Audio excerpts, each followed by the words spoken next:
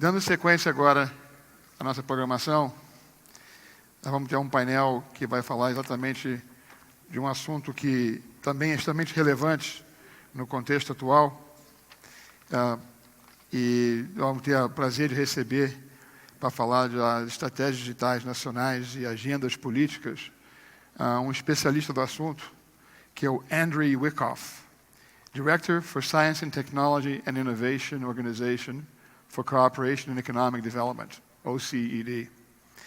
Andrew is a director for the Directorate of Science and Technology Innovation, STI, where he oversees OECD's work on innovation, business dynamics, science and technology, information and communication technology policy, as well as the statistical work associated with each of these areas. Previously, he was the head of Computer and Communications Policy, ICCP, division at the OECD, supporting work on information society, as well as consumer policy issues. His organization of the OECD Ministerial Meeting of the Future of the Internet Economy in Seoul successfully resulted in the 2008 Seoul Declaration for the Future of the Internet Economy.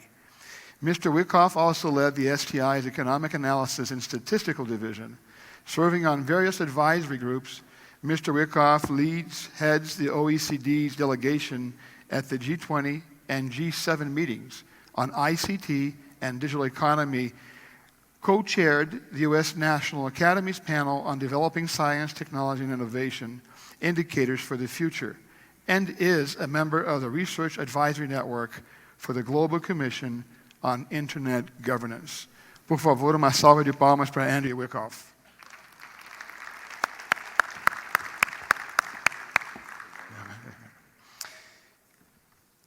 Próximo, ministro Haroldo Cedrais de Oliveira, ministro e presidente do TCU, foi deputado federal entre 91 e 2007 e, como congressista, privilegiou as áreas da educação, defesa, ciência e tecnologia, relações exteriores e de Minas e Energia. Foi ainda secretário de Estado da Bahia por 2 ocasiões e presidente do Grupo Executivo Ford do Brasil. É professor licenciado da Universidade Federal da Bahia e ministro do Tribunal de Contas da União desde 2007. Atualmente exerce a presidência do tribunal e, com base em sua experiência parlamentar e nos conhecimentos acumulados na função de controle da administração pública, tem enveredado esforços no sentido de estimular a adoção de políticas e práticas pelo governo federal que conduzam à implementação de um Brasil 100% digital. Por favor, uma salva de palmas para o ministro Haroldo de Oliveira.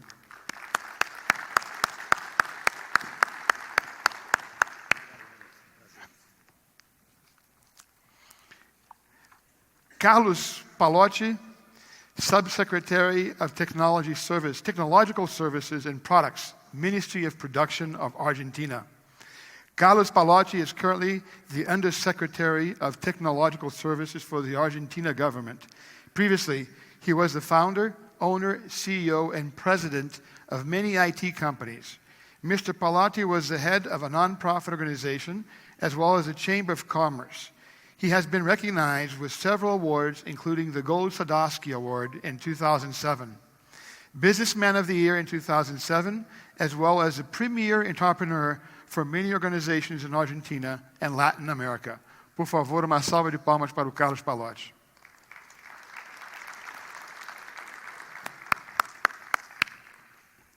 Bem-vindo. Dr. Seok Koji, Deputy Director, Doctor and National IT Industry Promotion Agency, NIPA. Dr. G has joined the National IT Industry Promotion Agency since 2001, and he is currently involving in the strategies for cloud computing. His recruiting and supporting Korean small and medium-sized companies who wish to adopt the cloud computing in their information systems. He also assists Korea software vendors who want to change their solutions into a SaaS platform model. Before he joined the cloud computing business, he has been engaged in the ICT policies and strategies for the Korean government and ICT companies. He has led many teams in the agency for preparing legislation of software that benefits the industry and creates a fair business environment, promoting open source software, global cooperation, standardizing activities for E-Trade, and etc. Dr. G is a member of the board of directors of the Korea Information Processing Society and was head of delegation of Korea for the Asia-Pacific Trade Facilitation and Electronic Commerce. Por favor, uma salva de palmas para o Dr. G.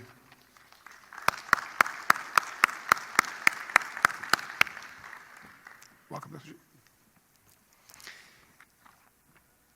And lastly, Javier Lizarraga Galindo, industrial electrical engineer and master's in business administration by the Technological Institute of Monterrey. Since April 28, 2015, served as a coordinator of the Information and Knowledge Society and the Secretaría de Comunicaciones y Transportes, SCT. He is also the project manager of Transitional to Digital Television. Previously, he served as an advisor to the Secretary of Secretaría de Comunicaciones y Transportes since February 2013. Mr. Lizarraga has broad experience within the telecommunication industry of Mexico. From October 2009 to January 2013, he worked as General Director of Telecommunications of Mexico, Telecom, and Decentralized Agency for the SCT. In the private initiative, worked 11 years as Motorola Mexico, developing various posts at the global level with responsibility for key accounts to the corporation. In addition, was in charge of the development of business strategies and new products. IBM held various positions in the United States, Japan, and Mexico, and was responsible for the development of products of sales strategy for key customers and consulting services. Please, uma salva de palmas para Javier Lizarraga Galindo.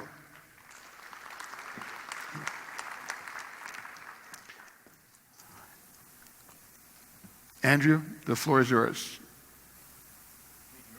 Thank you, and good afternoon to everyone. It's great to be here. As was introduced, it seems like my whole life was introduced. I've been working in this area for a very long time. And I can recall the first international ministerial that the OECD held was in Ottawa, Canada in 1998. I'm happy WITSA was there then, and it's great to be here with WITSA today. I just want to thank them for that. Now, back in those days, everyone knew this was important, and these policies were important. It was something that governments had to wrestle with. But back then, it was really seen as a narrow sectoral issue, something for ministries of communications, maybe beyond a little bit, but really a boutique issue. But I'm struck that over the last few years, and I want to set 2014 in the Net Mundial meeting as an inflection point in the discussion where it went from being a sectoral boutique issue to now a whole of government discussion. And I'm particularly amazed at the last couple of years. The G20, arguably one of the most important governmental groups at the global level under the Chinese presidency, have a new theme called A New Path to Innovative Growth, which includes a stream on digital economy. So we have the leaders now discussing this. The German presidency of the G20 will start up soon. They will make digitalization one of their key themes. And it's even now at the G7 level, first with the Japanese last year and now with the Italians. And so it's important to look at it from this broad level because it's only there that you see the interconnections, and it's only there that you begin to see that we need to update policies not only in the area of communications and content that many of us know well, but in areas from taxation to trade, as we discussed earlier today, to transport, importantly. Now, with this ascent on the policy agenda, I think it's imperative to begin to develop national digital policies and actually even going global because of the interconnected nature of the internet. Now, that's easy to say, and you're going to hear it a little bit, but I'm going to press these gentlemen because It's a lot harder to do in reality. There's at least 3 large stumbling blocks that I see. The first is we know the public sector isn't prone towards innovation or taking risk. It's not something that's rewarded in the public sector. So how do we change this, and how do we get national digital strategies that are risk-taking? We know that designing, developing, and implementing a digital strategy takes time. It's not done overnight, and frequently the time span is one that exceeds the political calendar. So how do we navigate this going forward, given politics as it is? And as we know, the digitalization affects every area. It means we have to be cross-cutting and reaching across ministries and getting coordination across ministries. Again, this is never easy to do, but it's even harder to do in political uncertainty, such as what we're seeing in the United States, in Europe, and here in Brazil. Okay, luckily, we have 4 very experienced gentlemen that represent a different slice of this problem from each of their different locales. And I want to start off with Carlos, who will tell us the situation coming from the Argentinian perspective. Okay, thank you. I believe that as the most important part of the people here speaking Portuguese, I try to speak in Portuguese and came back to the English at the question time. Bem-vindo. Obrigado por sua atenção aqui hoje. Quando o presidente Macri, nosso presidente, assumiu a posição da presidência da República em dezembro do ano passado, ele convocou a monte de pessoas do setor privado para trabalhar com ele no governo. E em uma agenda digital, em uma agenda de trabalho, para tentar trocar uma situação prévia da Argentina e continuar com o processo de investimento. O grande desafio nosso foi procurar fornecer ideias que veniam do setor privativo misturadas com ideias que podiam ser aplicáveis ao setor público. E eu sou um daqueles que foi convocado para trabalhar nesse processo de integração do setor privado com o setor público. Eu não vou falar hoje qual é a situação da Argentina, nós poderíamos falar após no café. Mas o desafio nosso, de todos nós, é como nós geramos políticas públicas que tenham continuidade no tempo, que sejam realmente não trocáveis por política, por situações políticas, por cambio de troca de funcionário, sino sejam políticas que perdurem no tempo. Me vou dar dois exemplos e depois deixamos para o tempo das questões que você tem. No ano 2003, a Argentina assinou uma lei para promover a indústria do software. Praticamente foi implementada no ano 2004 e essa lei após foi acrescentada até o 2019. Essa lei foi assinada por um governo que não era o presente governo. Era outra administração, outra lógica, outra decisão política. Mas é uma política de Estado para nós. E isso me parece um ponto que eu gostaria de passar.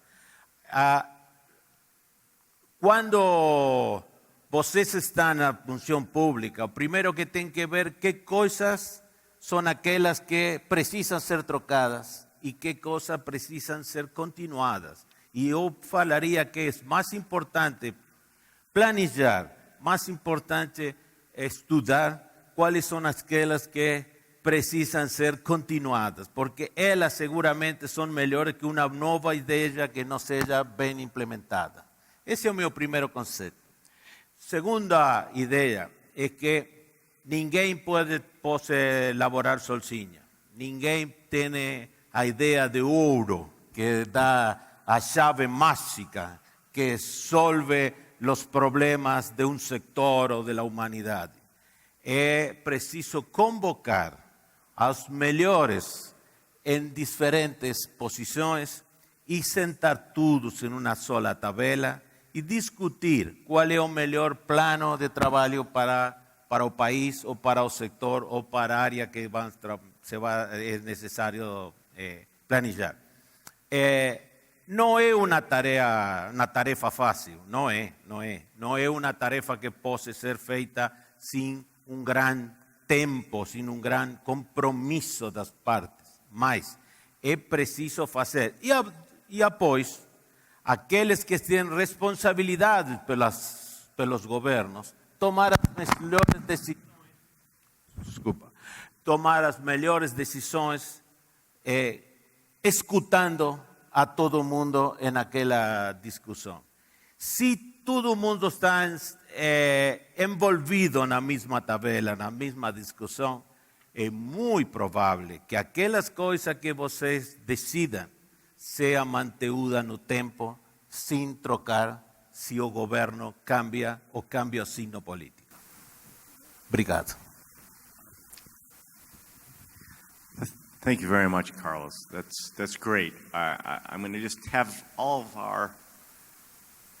of our speakers go in succession as named in the agenda, and then we're going to have a round of questions and then open it up. If I can now move to Dr. Xi. Thank you, Andrew. I am very pleased to be here today. Before I talk about Korean ICT policies, let me talk about in general. I think each government to have a kind of a big picture or a roadmap how the government or country can be changed or innovated by adopting information and communication technologies. Then I think each government has to try to make a kind of consensus from the citizens or people of each country. Then I think the government plans for digital society or digital age can be promoted, without any obstacles or something. In case of Korea, if I summarize, Korean government has been continuously made a kind of, laws, acts to make Korea as one of the leading digital societies. Since about 1990s, Korean government established a kind of, Information Communication Act to have, broadband and to have a kind of platforms for the business in public and private side. Then 1994, Korean government, established the Ministry of Communication and Information, which is fully is responsible for the so-called digital agenda or digital society of Korea for the future. Then, year 2003 and 2008, and continuously Korean government developed new plans and programs to have Korea as, leading country in ICT area. That is, our plan or something. During the, making laws and acts, in the laws, I mean, we have had several kinds of regulations or legislations which can promote, Korea to be, innovated. Then also, we had a kind of, the organizations which were responsible for the promotion of the digital agenda. Then Korean government continuously poured budgets for the development of ICT, regardless of the change of government. That could be, one of the key success factors of the Korean digital society, I think.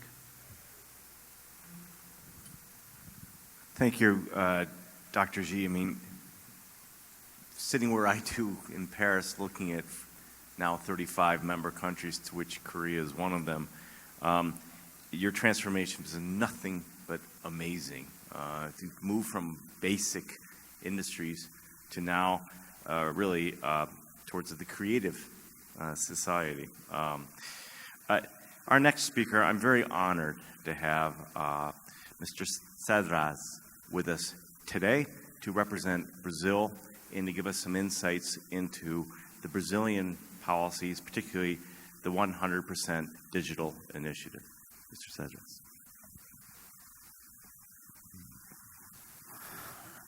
Boa tarde a todos.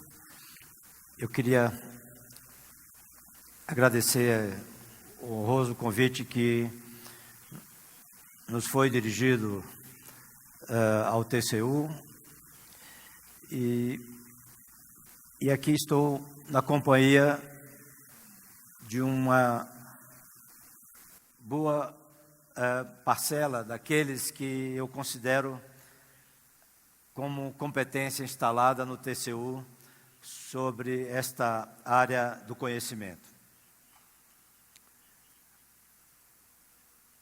E quando não souber responder as perguntas, vou ter que recorrer a esses meus ilustres colegas que aqui estão me dando a honra da companhia. Queria cumprimentar os meus companheiros da mesa e dizer da minha satisfação em poder compartilhar com eles de evento tão importante sobre tema, para mim, tão instigante. O mundo digital, ele, na nossa opinião, não conhece fronteiras. E os avanços tecnológicos recentes têm produzido, na nossa opinião, alterações sem precedentes, vou repetir, no funcionamento de todas as organizações e, acima de tudo, em relação ao comportamento humano. Diante dessa realidade, entendo que não se admite que o Estado, principalmente o Estado nacional, continue sendo um Estado analógico, amarrado a papéis, carimbos e tristes processos burocráticos. A transformação digital representa, na opinião do TCU, uma oportunidade única para que seja possível fazer muito mais pelo cidadão com muito menos recursos.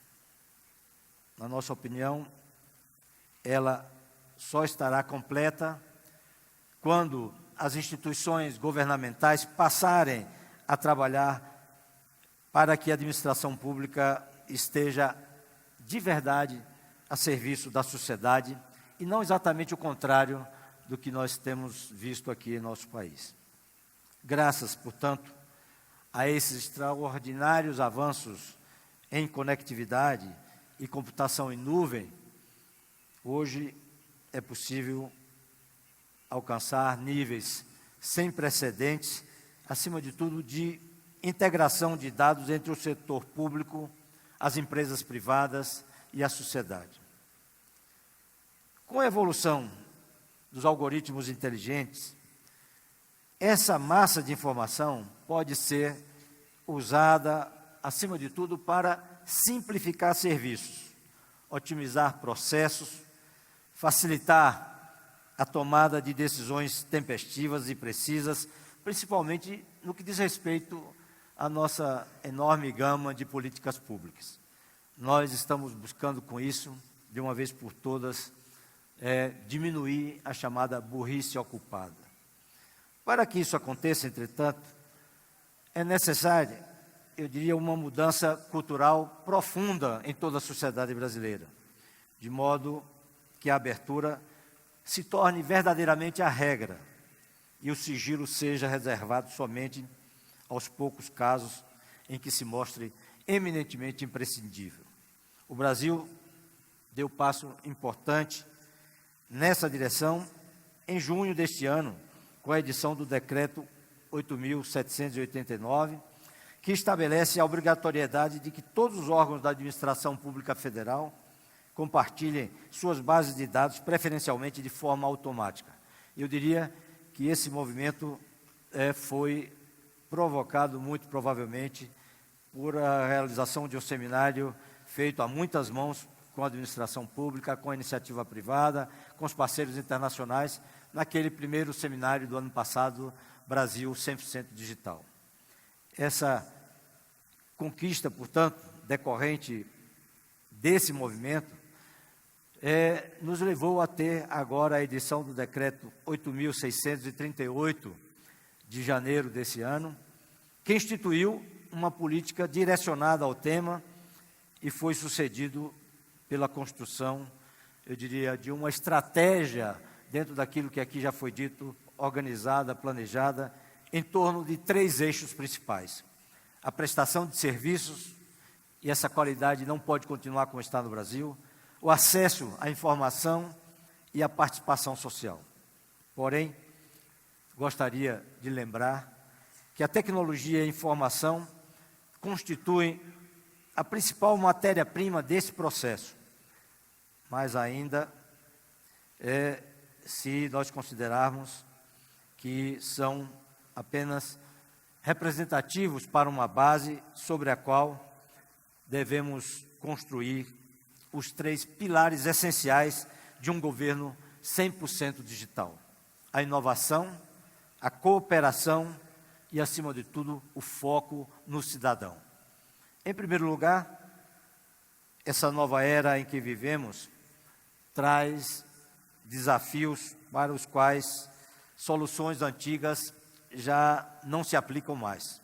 Portanto, é preciso haver disposição para a busca constante de ideias inovadoras e para uma experimentação responsável, de modo que os eventuais fracassos sirvam sempre como passos intermediários em busca do êxito. Nesse sentido, criamos há 2 anos, no TCU, um laboratório de inovação, unidade que apoia a concepção, o desenvolvimento e a aplicação de abordagens disruptivas em nossas atividades finalísticas e, acima de tudo, administrativas. Ou seja, o TCU, que é o órgão indutor das grandes transformações da administração pública no Brasil, procurou dar o seu exemplo, começando de casa. O governo federal segue, para nossa sorte, na mesma linha, agora com a inauguração do laboratório da ENAP, que visa atender a todos os órgãos do Poder Executivo. Também é necessário admitir que nem sempre o poder público será capaz de encontrar as melhores respostas ou de fazê-lo em um tempo que nós queremos como um tempo razoável para esse passo gigantesco. Por esse motivo, devemos transpor as barreiras da burocracia para estabelecermos parcerias efetivas entre o Estado, a iniciativa privada, a academia e o terceiro setor. Só assim, acreditamos, serão criadas condições para aproveitar o máximo conhecimento disponível e encurtar o caminho até os nossos objetivos. Por fim, eu diria que, já finalizando, é essencial colocar o cidadão no centro do processo, como agente responsável pela construção de soluções que atendam plenamente aos seus anseios. Ou seja, trata-se de promover o que nós queremos nessa fase, na verdade, como uma palavra definidora, como uma palavra mágica, que é o co-compartilhamento, prática inovadora que surge como evolução da participação social e consiste na construção de relacionamentos abertos e, acima de tudo, multifacetados entre governo, setor privado e cidadão, tendo como base a colaboração mútua e o intercâmbio efetivo de dados, recursos e responsabilidades entre todos esses atores. Acima de tudo, é preciso que se entenda que essa mudança no funcionamento das instituições públicas e, acima de tudo, na sua interação com a sociedade, não é mais uma questão de escolha. O uso de novos métodos e tecnologias em iniciativas que proporcionem maior eficiência e eficácia das nossas políticas públicas, eu diria que é um dever de Estado. Eu queria dizer também que trata-se, enfim, nesse momento, nessa busca constante do TCU e de toda a administração federal, no sentido do resgate, do respeito aos nossos esquecidos valores da cidadania e, acima de tudo, aos direitos individuais, entendendo que o cidadão é, sem dúvida, o principal beneficiário e a verdadeira razão de ser dessa transformação digital do setor público. E sem isso, nós não teremos aquilo que muitos países já estão fazendo proveito desse novo momento com a chamada economia digital, que eleva enormemente aquele caráter que transforma não só os índices e os dados econômicos, mas, acima de tudo, a qualidade de vida das pessoas, que é a economia produtiva. Então, espero que o Brasil, que ontem estava no 57º lugar nesse ranking mundial, que passou esse ano, portanto, graças a vocês, a uma posição menos desconfortável, que continuemos, então, todos fazendo esse esforço para que nos aproximemos desse grupo importante, onde a Estônia se inclui, um país que saiu ontem da cortina, ou a Coreia, que tinha dificuldades no passado recente, que estão nesse grupo do chamado países do D5. Espero que um dia, muito breve, nos aproximemos desse grupo para uma maior satisfação da vida de todos os cidadãos brasileiros. Muitíssimo obrigado, estou aqui à disposição. Thank you. And thank you for that very inspirational discussion and reminding us that at the end of the day, it's really about engaging the citizens and improving them. And let me just say, we all work together to get Brazil and all the other countries here to that same club. Let me go north a bit here to Mexico, to Javier. And I know full well Mexico has been doing some tremendous work to move in the direction that Mr. Cedras was just talking about. Can you tell us about it, Javier? Good afternoon. Thank you, Witsa. Thank you, Brazil, for the hospitality. And I want to share with you what is the situation in Mexico. Let's go back to the earlies of the year 2010, 11, 12, and analyzing compared with Brazil. Brazil, 4 different wireless operators, all of them between 20 to 30% of market share. Mexico with 5, one of them with more than 70% of market share, the second one less than 20% of market share. The government at that time tried to put a lot of actions to create more fair market. Mexico with one of the largest GDP per capita in Latin America, having one of the lowest penetration in mobile and in fixed lines. So there was a change in the administration in 2012, and there was a decision to make disruptive things, to do disruptive things. We need to change the marketplace of telecommunication in Mexico, and the only way to do it is changing the constitution. And put an effort to change the constitution that the state should guarantee the people their integration to the information and knowledge society and the right to access to the telecommunications and internet access. So putting the constitution made the things easier to change the situation in Mexico and put it in 3 different axes. One is create a regulator, autonomous, with enough power to force the market. And the second one is how can we create a more competitive marketplace? And we define some actions that I will talk about later. And the third one is, what about the people that doesn't have access because there's no coverage or there's no money to pay for that? So in the first one, there was defined, in the regulation point of view, there was defined preponderant player in telecommunications and in television. And there was a symmetric regulation. The second one, in the how to create more competitive marketplace, the federal government of Mexico is implementing several projects. What I want to mention only one, which is the Red Compartida, which is a shared network. It's one of the most disruptive projects that we have ever had in Mexico. In terms of, we will use the 700 megahertz band, the total band that was released with the transition to the TDT, to put it in a wholesale operator with obligations of coverage. We are in that process. We will define the winner in November 17. We expect an investment of around $5 to $7 billion to deploy the network starting in first quarter of year 2018.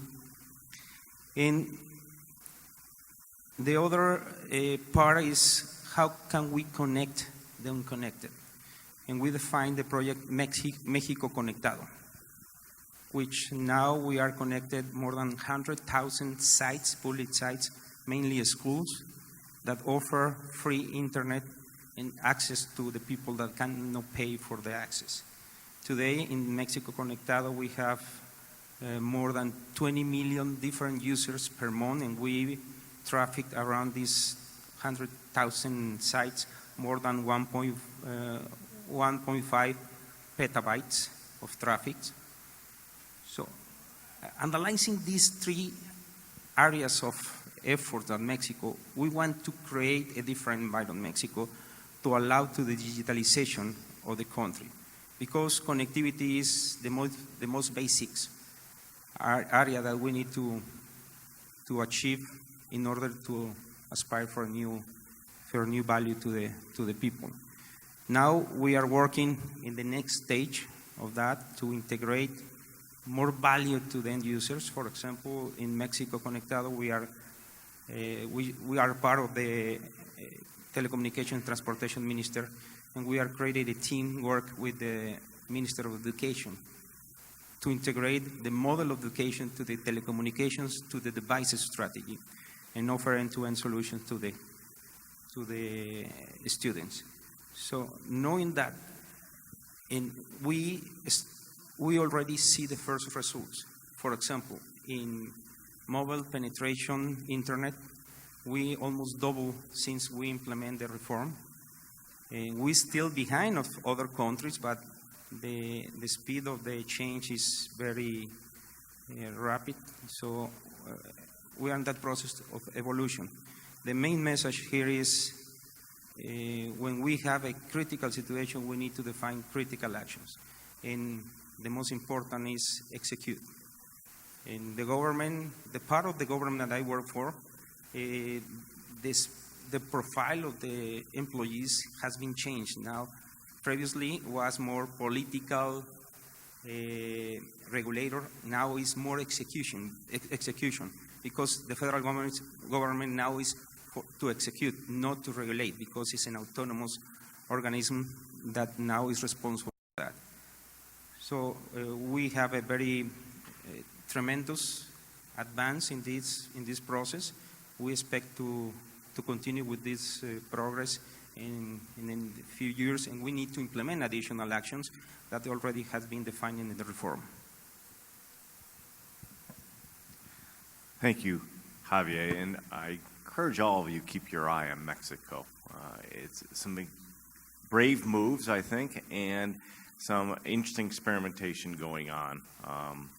So let me we've got about 20 minutes left in the panel. I want to leave time for questions from the floor. But I want to ask just one question to each of the panel members. And if I could start with Dr. Xi. And Korea, the technology just keeps coming. Yeah. We see a very dynamic environment.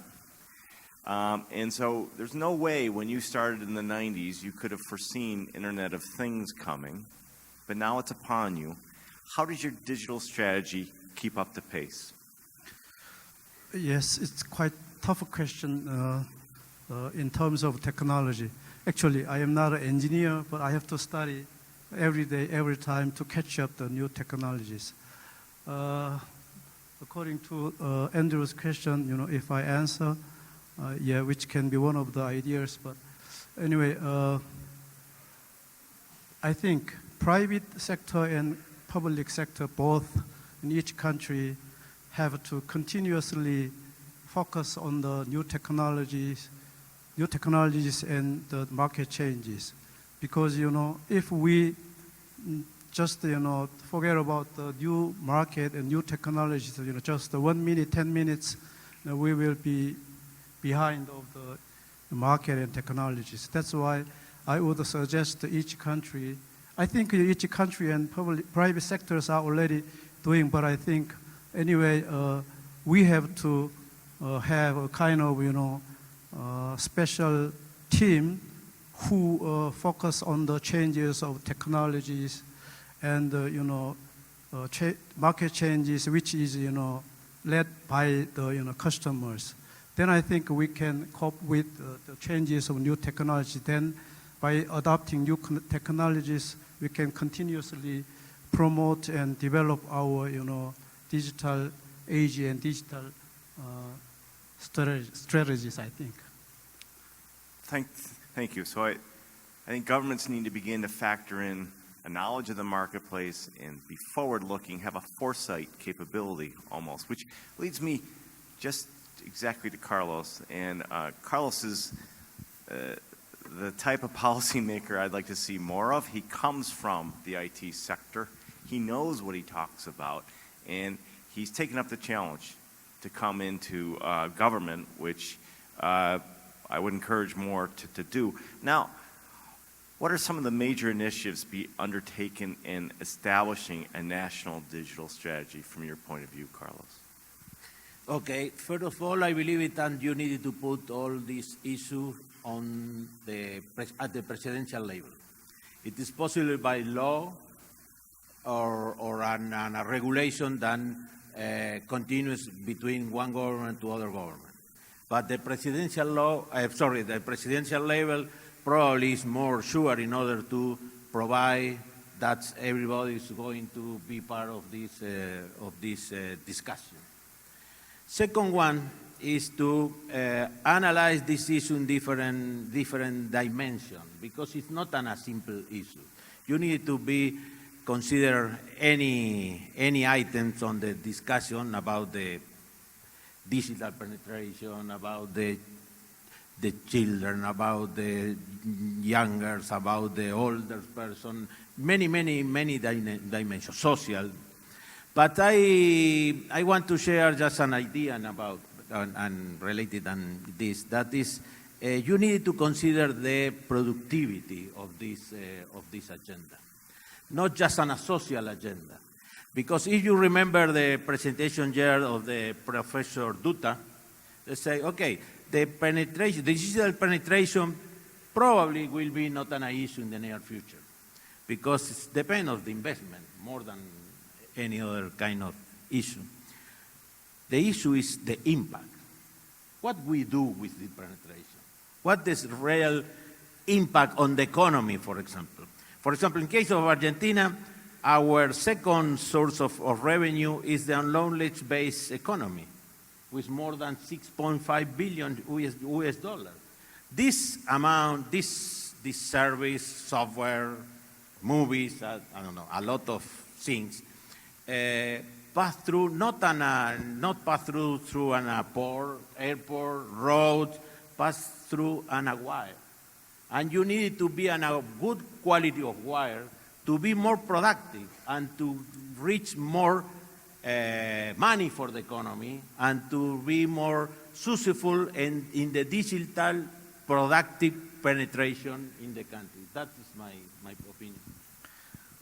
Thank you. That's a perfect segue into my question for Javier. And as I said, you've got an ambitious plan marked out. And we know the best plans don't go accordingly exactly.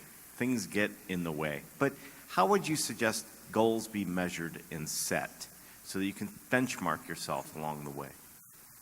I think we, like the government, needs to execute like the private sector with specific goals. And we have a very good situation today because the Constitution set up a couple dates for the deployment of the shared network, for the deployment of the backbone, national backbone, also for the transition to digital television. So it's in the Constitution. So we need to achieve those goals first. Second one is secondary law. Also defines some goals that we need to achieve. It's like the objectives that you have in the private sector to meet the quota. Similar, we put it in the laws. And also we have the national programs. The days that were not defined on the goals were defined on the programs of every action that we are taking. As I mentioned before, the shared network, which is the most aggressive project, the two differences that it has with the traditional deployment on the private network is wholesale and obligations of the Constitution. Here, we need to start to offer services in early year 2018 and finalize the deployment at least 85% of the population by year 2021. So we need to set up the goals and force them to achieve the goals in order to make results. Great. Let me end with our hosts and Mr. Cedrez. What are the best digital agenda practices of government in your mind?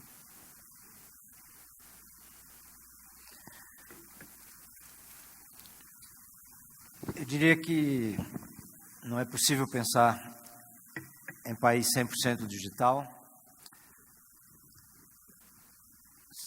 sem pensar em universalização da nossa rede de telecomunicações.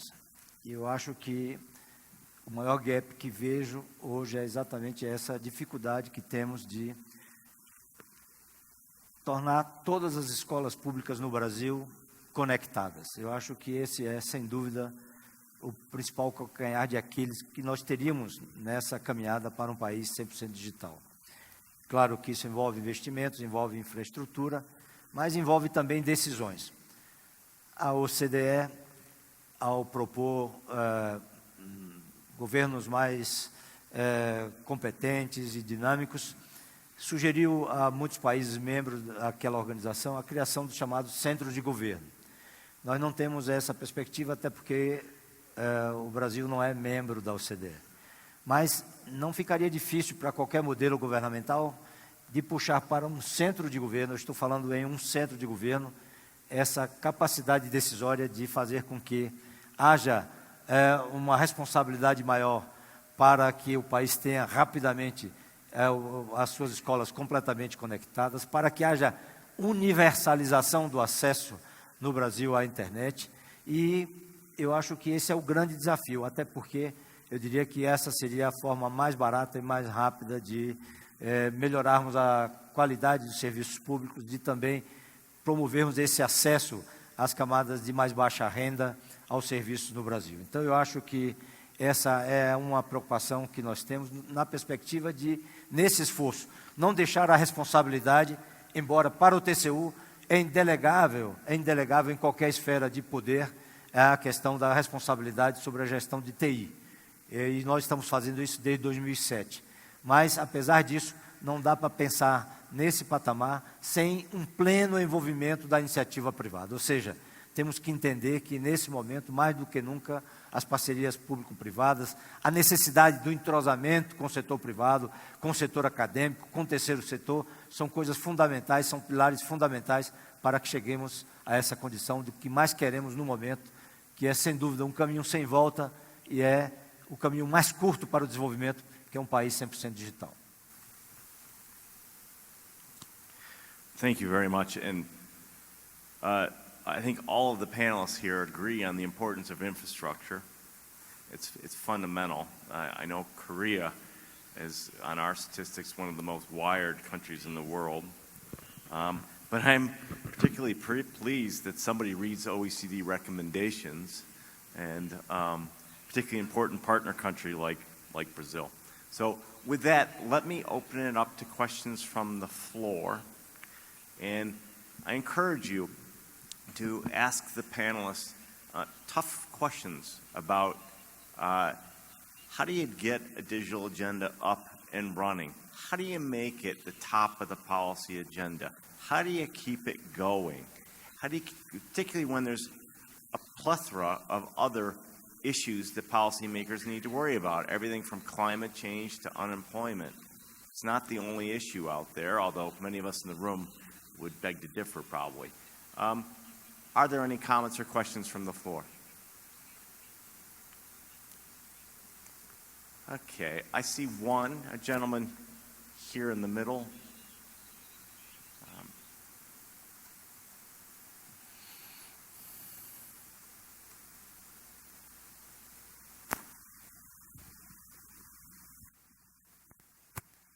I hear from you guys said about the integration between private and government, private sector and government.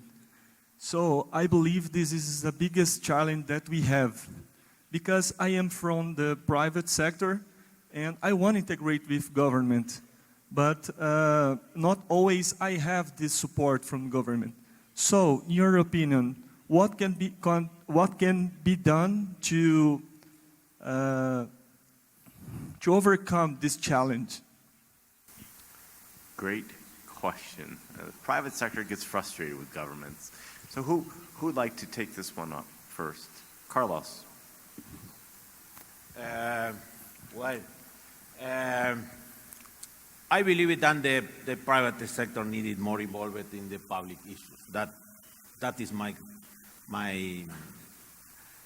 opinion from long time ago. But give me a different position about what do you say. That's not the policy coming from the public sector, from the government. Many public policy coming from middle-sized organizations, ONGs, and Chamber of Commerce, association, professional association, and many others, than thinking with the government, thinking with the private sector, with the businessman, in order to be the most successful regulation, law, or policies in general. I believe that everyone in one part of the life needed to spend a time in this kind of association or in the government in order to be more successful with the policies. That is my opinion. I don't know if this is the right answer, but it's my answer. Anyone else, or should I take Javier? Hello. I came from the private sector, also 11 years in IBM, 11 years in Motorola. And I think working for the government now in the public sector, I have 8 years. And we need to change the culture of the public employees. We need to look at the projects like profitable projects, where the profit means social benefits, not money. Once we have change of the culture, I think the results will be different. So it's also the continuity of the projects must be defined, the projects, to prevent any change when the change of the government every 4 or 6 years, depends on the countries. So this is more focused on the employees of the government needs to be more professional, specific in the areas that they hire. So I think it's a change of the culture that we need to do. We need to take in Latin America, in all the countries, to specialize the employees of the government. Thank you. Anyone else? Please, sir. Yep. Boa tarde, meu nome é Ítalo Nogueira, eu sou presidente da CESPRO Pernambuco e gostaria de fazer a pergunta diretamente para o ministro Haroldo Cedras. Ministro, tendo um ministro, presidente do Tribunal de Contas, com a visão tão inovadora a respeito da tecnologia da informação e do nosso setor, como é que o senhor enxerga hoje a contratação pública de governos federal, municipal e estadual sendo feitas através de pregões por preço?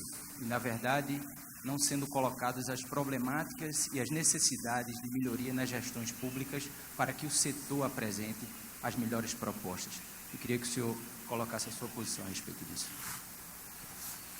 Obrigado. Bom, muito obrigado. Eu queria dizer que o Tribunal de Contas da União é um guardião da Constituição, é um guardião das leis. E também pela nossa Constituição, nós, dentro do que estabelece a regra constitucional, nós auxiliamos o Congresso Nacional. E as regras de contratação são discutidas e elaboradas dentro do Congresso Nacional, a quem cabe imprimir ou não essas mudanças. Entendemos que as regras que dispomos hoje já não mais nos atendem, isso nós entendemos claramente no TCU. Sabemos que temos que melhorá-las, mas, repito, podemos contribuir, mas essa decisão é uma decisão que não nos cabe, cabe ao Congresso Nacional. Mas eu vou falar aqui uma coisa como cidadão brasileiro, como alguém que tem essa postura crédula em relação ao futuro das nossas organizações, dos nossos serviços, das nossas competências e, acima de tudo, das nossas áreas do conhecimento humano em cada profissão, onde e em qualquer lugar a revolução digital está interferindo e vai interferir cada vez mais. O ministro Augusto Serma, que é componente da nossa corte, ele diz assim: a TI é a alma do nosso negócio. E, de fato, isso é uma verdade. Mas o que nós precisamos entender é que, se avançarmos um pouquinho mais e avançarmos rapidamente, é muito provável que essa nova fase, não só da forma de mudanças da forma de pensar da humanidade, graças ao conhecimento digital, isso chegará também às nossas leis.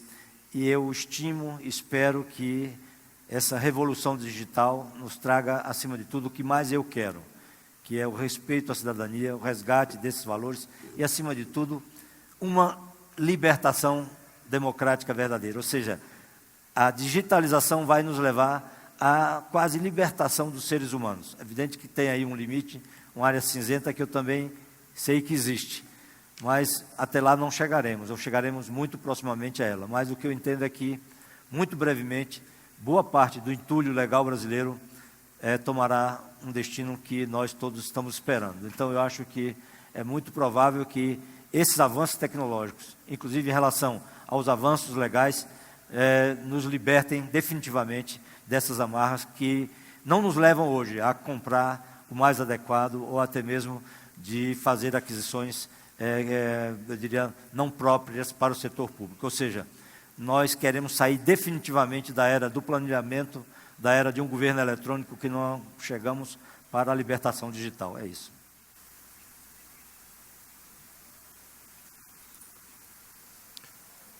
Thank you. And if there's not another question, I don't think there's a better way to end that panel than with that answer. Thank you, sir. And I just want to say thank you to all the panelists, and please join me in thanking our panelists for their contributions this afternoon.